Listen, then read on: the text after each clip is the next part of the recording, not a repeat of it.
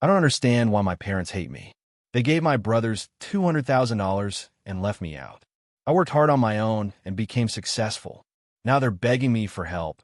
But karma finally gets revenge for me. Hey everyone, I'm Michael. I'm 27, and if I'm being brutally honest, my whole life has felt like a constant battle to be seen. I've got two siblings, my older sister, Sarah, and my younger brother, Chris. And let me tell you, calling them the golden children doesn't even begin to cover it. It was like they could never, ever do anything wrong in my parents' eyes. Me? I was just there. Growing up, Sarah was the perfect student.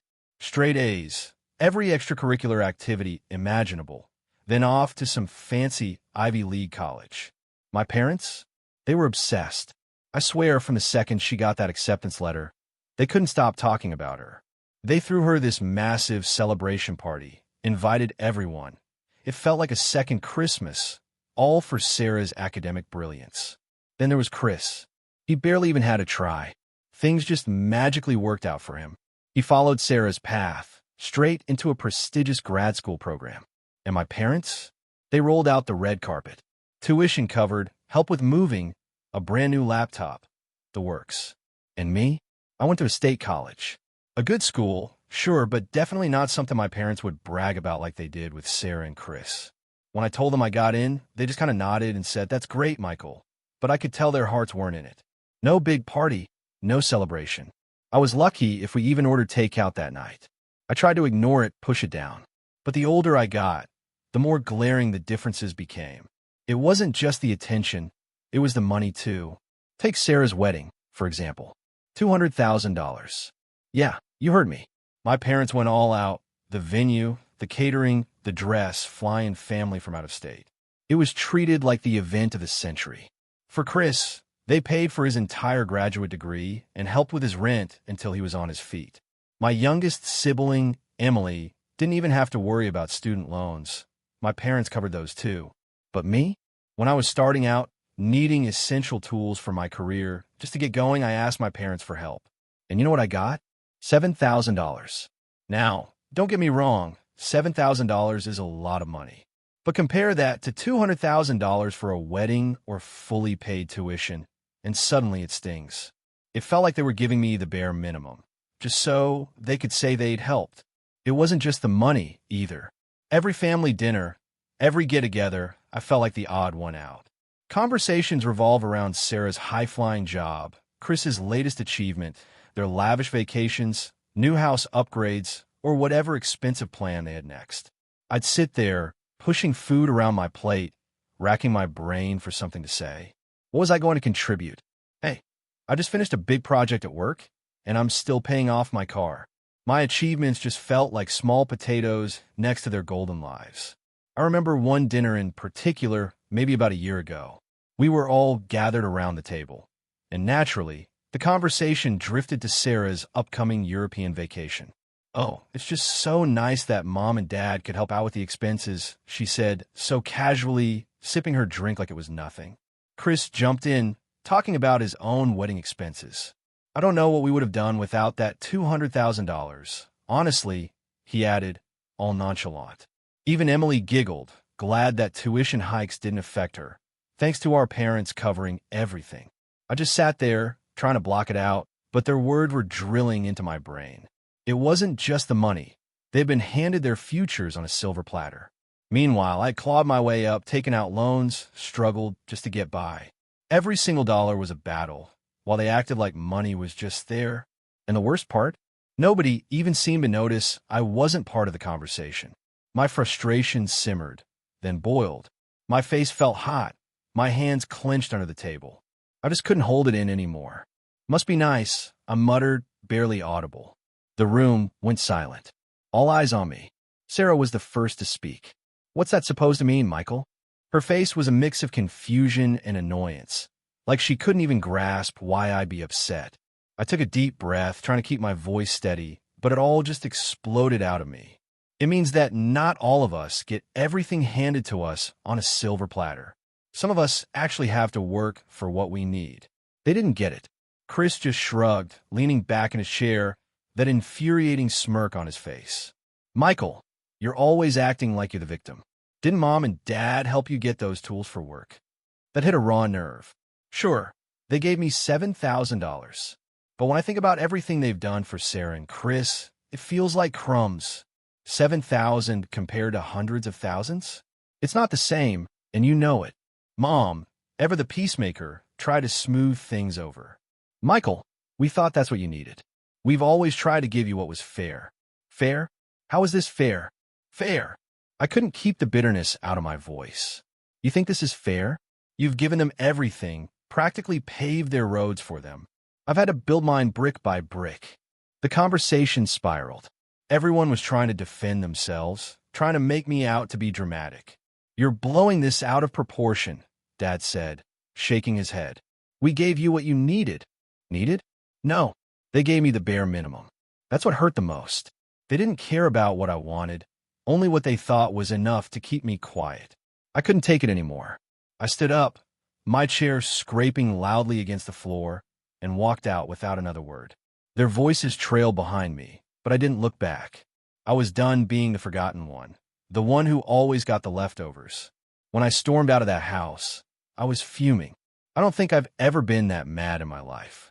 My heart was pounding like it was trying to break free from my chest, and every step down the driveway felt like the world was closing in on me. I didn't even know where I was going, just that I needed to get away. Far away. It was late, probably close to 10 p.m. The streets were eerily quiet. You know that kind of stillness where everything feels a bit too heavy? Yeah, that was it. The only sound was my shoes hitting the pavement. No phone, no headphones. I needed to think. As I walked, that dinner replayed in my head on a loop. Chris's smug face, Sarah's condescending questions. It was like they lived in this impenetrable bubble of privilege, completely oblivious to how suffocating it was for me. They were all in their happy little world, and I was just the outsider forever looking in. The more I thought, the more frustrated I became. Why didn't I say more? I kept asking myself, why didn't I really let them have it? But then it hit me. No matter what I said, it wouldn't have made a difference. It was like talking to a brick wall. They had their version of events, and I had mine, and those two things were never going to align. I ended up at this park I used to hang out in as a kid. It wasn't far, maybe a 15-minute walk. There was an old bench kind of hidden by some trees near the playground. One of those spots you go to when you just need to escape everything. And that's exactly what I needed. I sat down, leaning back against the cold wood, and just stared up at the sky. It was one of those clear nights where you could see every single star. Normally, that would calm me, but tonight, it just amplified how unfair everything felt. My whole life, trying to measure up, only to be left with scraps while my siblings got everything. My phone buzzed in my pocket. For a second, I debated not even looking, but curiosity got the best of me. Of course, it was a text from Emily. Michael, where did you go? You need to come back. Let's talk about this. Talk. Yeah, right. I'd heard that before. Talking never fixed anything in my family. It was always the same old story. Mom and Dad explaining why things were the way they were, and me being told to just accept it. But this time, I wasn't in the mood for excuses. I didn't respond. I just shoved my phone back in my pocket. I wasn't ready to deal with Emily, or any of them for that matter. I needed time. Sitting there, I started going over everything in my head. The years of being overlooked, the moments I'd felt like an afterthought. I mean, sure, I wasn't a perfect kid, but I didn't deserve to be treated like I was less important than the others. It wasn't about the money, not really. It was about being seen, being valued. And for whatever reason, my parents had decided that my dreams, my needs, didn't matter as much as Sarah's or Chris's. I kicked a loose rock with my foot, watching it roll across the playground. I couldn't stay out here forever, even though the idea of never going back to that house was tempting. Eventually, I'd have to figure out what I was going to do. But for now, I just needed to be alone. I don't know how long I sat there, but eventually, the cold started to creep in. Fall was just around the corner, and the nights were getting chilly. I pulled my jacket tighter around me, feeling the wind cut through the thin fabric. I thought about heading home, but the idea of walking back into that house, facing them after everything that had happened, felt unbearable. My phone buzzed again. This time it was a call. Emily's name flashed on the screen. I stared at it, debating whether to pick up. A part of me wanted to ignore it, but another part thought, maybe she actually gets it this time. I hesitated for a few more seconds, then swiped to answer. Michael, where are you? Emily's voice came through, calm, but with that usual hint of superiority that always grated on my nerves. Doesn't matter, I reply, my voice flat. I'm not coming back tonight. Come on, you're being ridiculous. We're family. We need to talk this out, she said like it was that simple. Talk. I let out a bitter laugh. You mean like we always do? Where I get told why I should be grateful for the little I get, and you all pat yourselves on the back for being such great siblings. That's not fair, she shot back. We didn't know you felt like this. How could you not know? I said, my frustration rising again. Every time we sit down as a family, it's all about you, Sarah, and Chris. You get the trips, the houses, the weddings, and I get left with whatever's left over. I'm sick of pretending it doesn't bother me. There was silence on the other end. I could almost hear her trying to come up with something, anything, to make it better. But nothing came. Look, maybe we haven't seen things from your perspective, Emily finally said, her voice softer. But running away like this isn't going to solve anything. This isn't about tonight, Emily. I rub my temples. This is about every time I've been left out. Every time you guys got to live your best lives while I was stuck trying to make ends meet. I needed help too, and all I got was a toolbox. She didn't say anything for a while. I could hear faint sounds of the house in the background. Laughter, dishes clinking, like nothing had even happened, like I didn't matter. Just come back, she said eventually. We'll figure it out, okay? But I wasn't ready to figure anything out. Not with them. Not yet. I need time, I said, before hanging up and shoving my phone back into my pocket. I leaned back on the bench, staring at the stars again. It was going to take more than just a conversation to fix this. They didn't understand, and maybe they never would. But at least for tonight, I wasn't going to be the one sitting quietly, pretending everything was okay. I didn't sleep much that night. When I got back to my apartment, my mind was still racing, the weight of everything that happened sitting heavy on my chest. I just lay there, staring up at the ceiling, replaying the dinner over and over. How had it gotten to this point? How could my own family be so blind to everything I've been dealing with for years?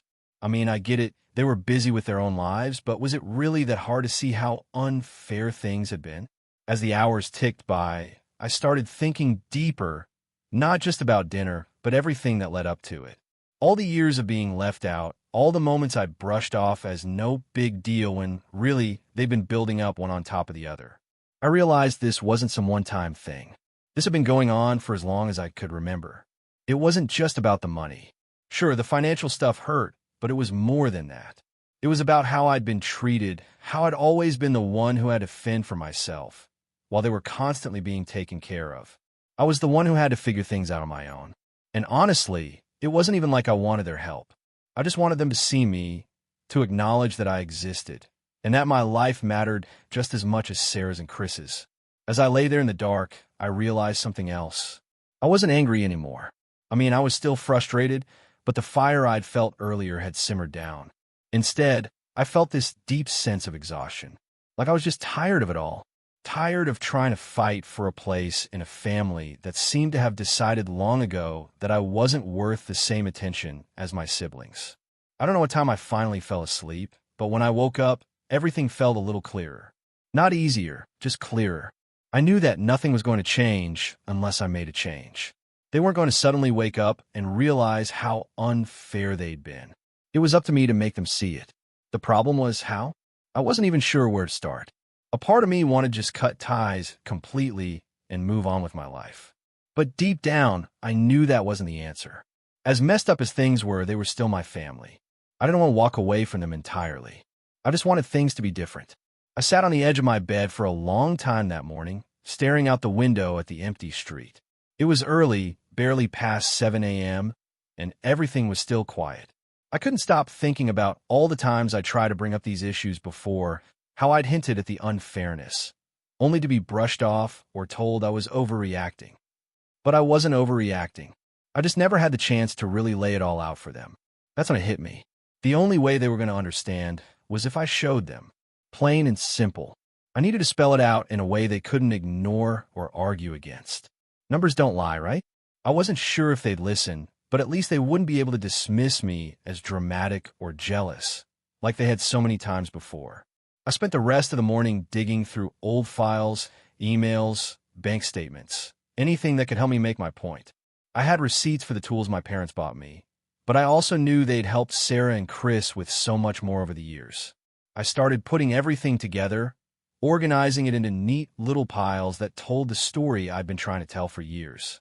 It wasn't easy. Going through all those old documents was like ripping open old wounds. I found emails where my parents had promised Sarah money for a down payment on her house. Then I found texts from my dad saying they couldn't really help me out with rent because they'd already given a lot to Sarah that year. It stung. It really stung, but also motivated me. This wasn't just in my head. I had the proof right in front of me. As I worked, my phone buzzed a few more times. Text from Emily, probably still trying to get me to talk it out. I didn't respond. I wasn't ready to talk. I needed to be prepared first, and I wasn't there yet. I ended up working all day. By the time I finished putting everything together, it was late afternoon, and I was drained mentally and emotionally.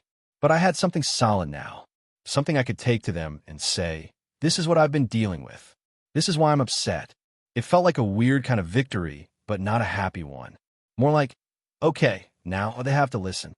It wasn't going to be easy, and I knew they'd probably get defensive, especially Sarah. She always acted like she was entitled to everything she got. But I was ready for that now. I leaned back in my chair, staring at the pile of papers in front of me. For the first time in a long time, I felt like I was in control. I wasn't just sitting back and letting things happen to me anymore. I was taking charge of the situation. Now, all that was left was to decide when and how I was going to confront them. I didn't want to do it over the phone or through texts. This needed to be face to face. But the thought of sitting down with all of them again, after what happened at dinner, made my stomach churn. It was going to be awkward as hell, but it had to be done. I knew they were planning another family dinner soon, something for Emily's birthday. The timing wasn't great. Who wants to ruin a birthday? But honestly, when was there ever a good time to bring this stuff up? There wasn't, and I wasn't about to wait around for another year, hoping things would magically get better. So that was it. I'd confront them at Emily's birthday dinner. It wasn't going to be pleasant, and it definitely wasn't going to be easy, but it was time to stop pretending like everything was fine. I wasn't going to be the forgotten one anymore. When the day of Emily's birthday dinner arrived, I was a wreck. So nervous. I had everything ready. Every document, every piece of evidence that showed just how much my parents had favored Sarah and Chris over me. But knowing I was about to walk into a situation that would be awkward, uncomfortable, and probably end with a lot of yelling, didn't exactly fill me with joy. I wasn't trying to ruin Emily's birthday, but there wasn't exactly a perfect moment for this. It had to happen, and it had to be soon. I got to my parents' house a little early, probably to give myself time to calm my nerves. When I walked in, everything seemed normal, like that disaster of a dinner a few nights ago had never even happened. Mom was bustling around the kitchen, putting finishing touches on dinner. Dad was out back, grilling something on the barbecue, just like he always did when the weather was nice.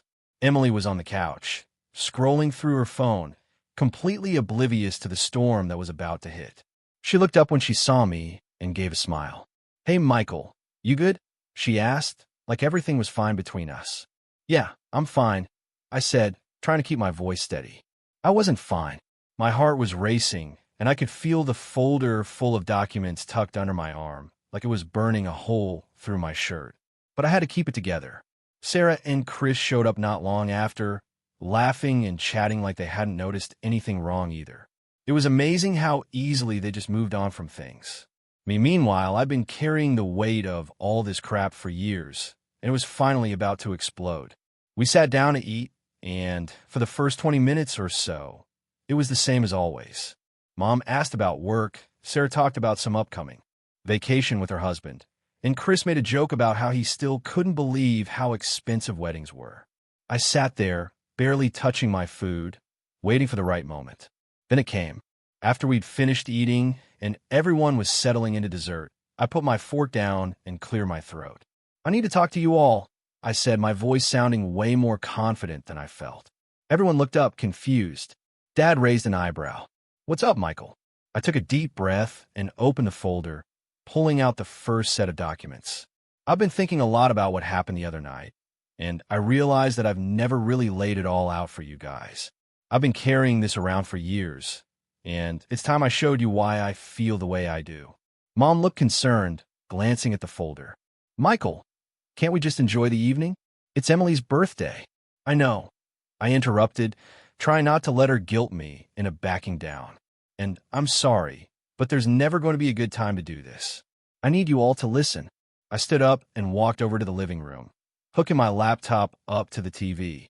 I could feel everyone's eyes on me as I clicked through the folders on my desktop, pulling up the presentation I'd spent days putting together.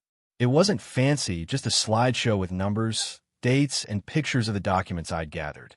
The first slide was simple, a chart comparing how much my parents had spent on each of us for education. Sarah's name was at the top, followed by Chris, then Emily. My name sat at the bottom, with a number that was embarrassingly low compared to the rest. "What's this?" Chris asked, leaning forward on the couch. "This is what I've been dealing with," I said, keeping my voice calm, even though my hands were shaking. "This is how much you spent on Sarah's college tuition. And this," I clicked to the next slide, "is how much you spent on Chris's graduate degree. And here's Emily's, all her student loans covered."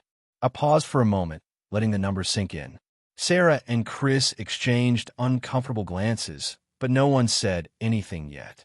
"And this," I said, clicking to the final slide, "is how much you gave me. $7,000. For tools. That's it. No tuition help, no house down payment, no wedding fund. Just $7,000. The room was silent. You could cut the tension with a knife. I could see the wheels turning in their heads as they processed the numbers.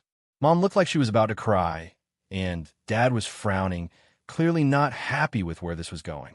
"Michael," Mom started, but I cut her off.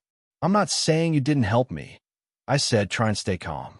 "But you can't sit there and tell me this is fair. Look at the difference. You gave them everything they needed to get ahead, and I got leftovers." Dad sighed and leaned back in his chair, crossing his arms. "We gave you what we thought you needed, Michael. You didn't ask for help with school. I didn't ask because I knew you wouldn't offer." I shot back, "And I shouldn't have to beg to get the same support Sarah and Chris got. You just handed it to them. You didn't even think twice." Sarah, who had been quiet up until now, finally spoke. "Michael, why are you bringing this up now? We never knew you felt this way. Because every time I try to bring it up, you've all brushed me off." My frustration was creeping into my voice now. "Every time I've hinted that maybe things aren't as fair as you think, you've told me to stop being dramatic or that I should be grateful for what I got. But it's not about the money, Mom. It's about how you've all made me feel like I don't matter as much as you." Emily looked down at her plate, clearly uncomfortable with the whole thing.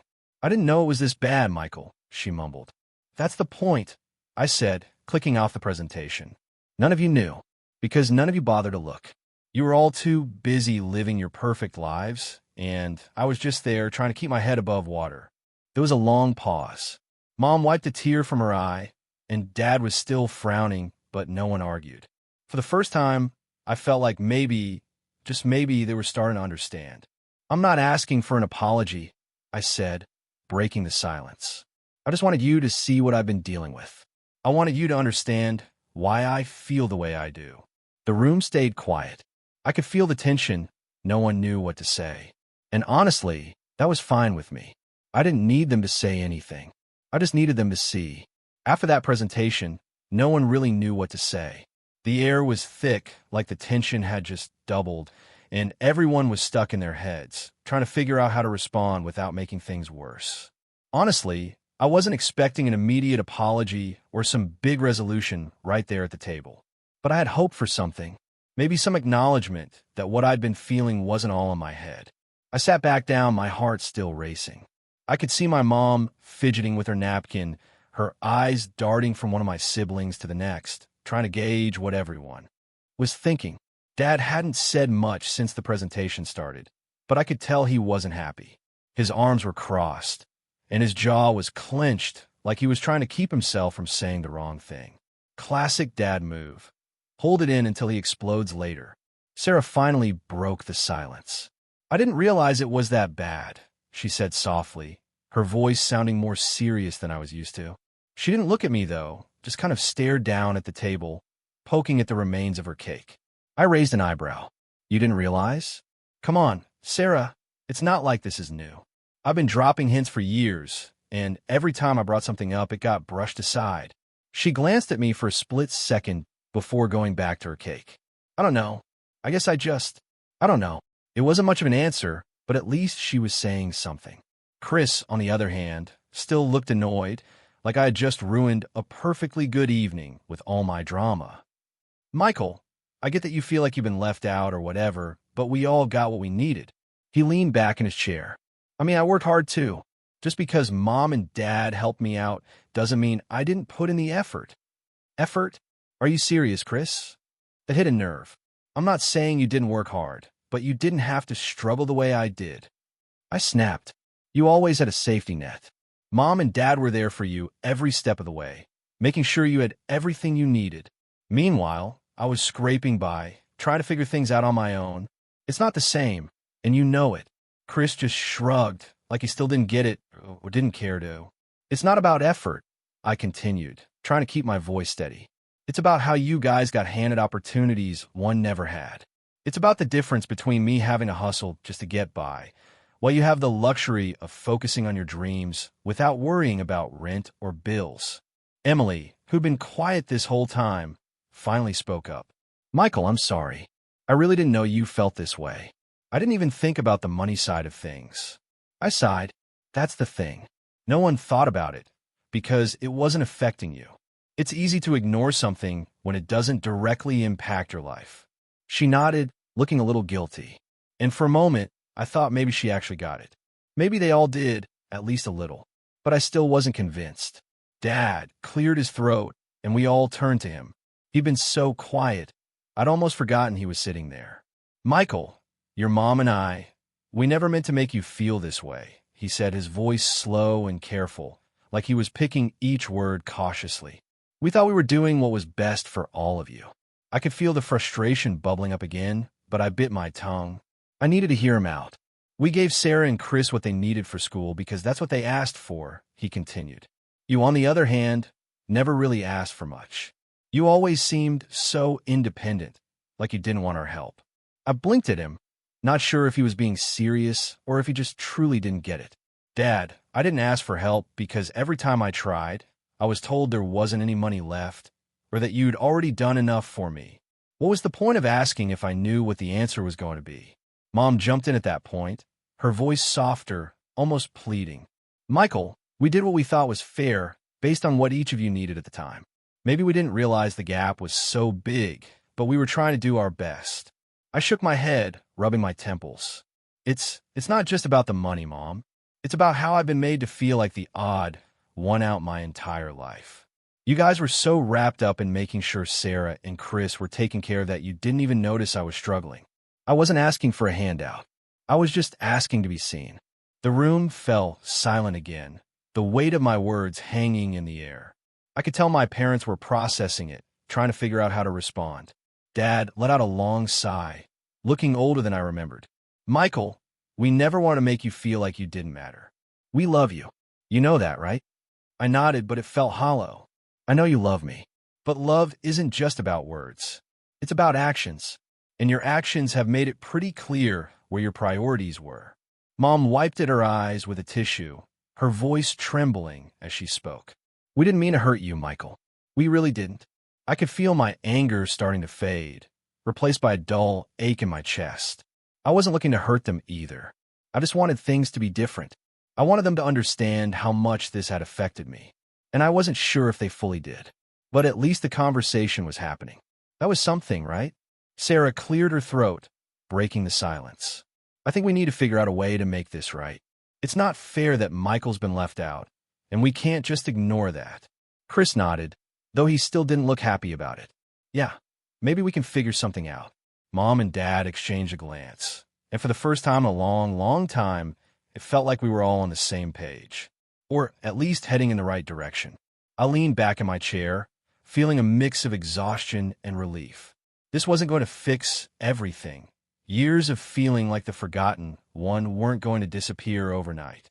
But maybe, just maybe, this was the start of something better. After that last family dinner, despite what Sarah and Chris said, I told my parents and siblings that I'd had enough.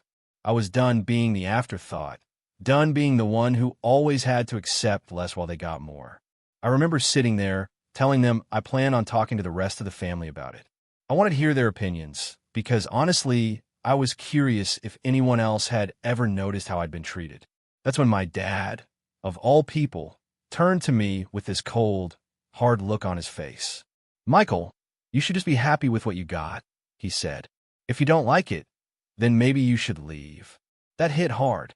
I mean, I always knew where I stood with them, but hearing it so bluntly, so dismissively, it felt like the last nail in the coffin. So I did exactly what he said. I left. Not just that night, but for good. From that point on, I decided to focus on me. I had wasted too much time trying to get their approval, trying to make them see me as an equal. It wasn't worth it anymore. I threw myself into my work, into building the life I wanted without them weighing me down. I knew I had potential, and I wasn't going to let their lack of support hold me back any longer. It wasn't easy at first. Walking away from your family isn't something you can just do without feeling some guilt, some pain. But the more I distanced myself, the more I realized how much energy I'd been putting in to try to win their approval. I started to focus on my career, putting in the hours, really grinding. And guess what? It paid off. A few years went by, and my life completely turned around. I wasn't just surviving, I was thriving. My work was going better than I ever could have imagined. I started off small, just trying to make ends meet, but eventually I grew my business to the point where I was hiring employees. I had a full team working for me, and the satisfaction of knowing I'd built it all on my own was something I'd never felt before. And here's the thing, I didn't just get by, I did really well. The kind of success that made me look back at all those times I felt like I wasn't good enough and, honestly, laugh a little. I had clients coming in from all over, making connections I never thought I'd have. I guess, in a weird way, walking away from my family pushed me to prove that I could make something of myself without their help. But just as I was settling into this new phase of my life, I got a call. It was from my mom, which surprised me because we hadn't talked much since I left. My phone buzzed, and her name flashed on the screen. For a moment, I debated ignoring it, but something in me decided to pick up. "Michael, we need to meet," she said, her voice softer than I remembered. There was something in her tone I couldn't quite place. It wasn't the usual "we need to talk" guilt trip I had gotten used to over the years. It sounded desperate. I hesitated. Meeting with them wasn't something I really wanted to do, but curiosity got the better of me. So, after some back and forth, we agreed to meet at a cafe. When I walked in, they were already sitting at a small table near the window. They looked different, tired, older. My dad, who always had this confident, almost arrogant posture, was slouched in his chair, looking more worn out than I'd ever seen him. Mom had dark circles under her eyes, and she kept fidgeting with her cup, which wasn't like her at all. Something was off. "Thanks for coming," my mom said as I sat down. I didn't say much, just nodded, waiting for them to get to the point. After a moment of awkward silence, my dad finally spoke up. "Your siblings, they've cut contact with us," he said, his voice quieter than I expected. I blinked, not sure if I'd heard him right. "What do you mean?" "They don't talk to us anymore," my mom chimed in, her voice shaky. "Sarah moved away with her husband, and she won't return our calls. Chris, he's distanced himself too. And Emily, well, we haven't heard from her in months." I sat there, trying to process what they were saying. It was hard to believe, honestly. Sarah, Chris, and Emily had always been the golden children, the ones who could do no wrong in my parents' eyes. Now they were the ones who had walked away. "We're struggling, Michael," my mom continued. "Without them, we're really struggling. Financially, emotionally, everything." There it was, the real reason they wanted to meet. They needed help. I leaned back in my chair, feeling a mix of emotions swirling inside me. A part of me felt like this was some kind of twisted karma. They had pushed me aside for years, ignored me when I needed support, and now they were the ones coming to me for help. The irony wasn't lost on me, but at the same time, I didn't feel the satisfaction I thought I would. I wasn't sitting there thinking, "This is what you deserve." Instead, I just felt tired. Tired of all the drama, the years of resentment, the constant need to prove myself. So, what exactly do you want from me? I finally asked, keeping my voice steady.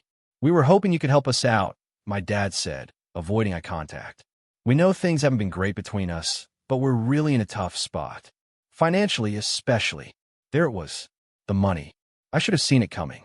I looked between the two of them, wondering if they had any idea how ridiculous this all was. The same parents who had told me to be happy with what I got were now asking me for help because their golden children had ditched them. I don't know, I said honestly. I mean, you made it pretty clear a few years ago that I wasn't your priority. And now you're asking me to help you because Sarah and Chris don't want to. They looked at each other, and for a moment I saw something in their faces that I hadn't seen before. Regret. Real, genuine regret. We know we messed up, Michael, my mom said softly. We should have treated you better. We didn't realize it until it was too late.